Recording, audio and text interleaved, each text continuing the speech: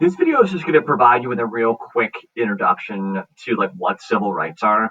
I think, if you close your eyes and you think about like what civil rights are, you think about like great Americans like Dr. Martin Luther King fighting for equality, right? And that's really what civil rights are. It's really any positive step taken by the government to establish or promote equality amongst all of its citizens so that everybody is treated fairly. Now, when I think we think civil rights, we think about the civil rights movement, which generally was like the 1950s, 1960s in this country.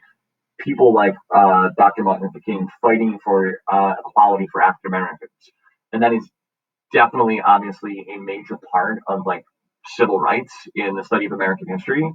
But really, any group fighting for equality is engaging in a civil rights movement, whether it's like women's rights or LGBTQ rights, right? Or any group that just feels like they're being denied equal treatment. They're engaging in like an attempt to secure their civil rights. So I think like just basic words to be familiar with as we sort of like begin our examination of civil rights is discrimination.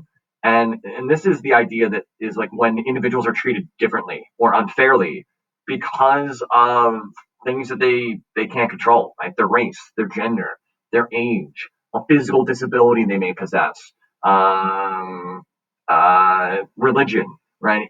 Any sort of like arbitrary factor that is being used like against you. Like you can't control it, but you're being treated differently as a result of that. We will look at that as discrimination.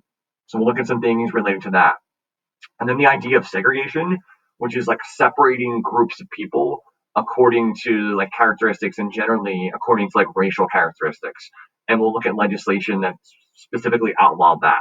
So again, civil rights are just basic attempts to protect you against discrimination, to end segregation, and to promote equality amongst all of its citizens.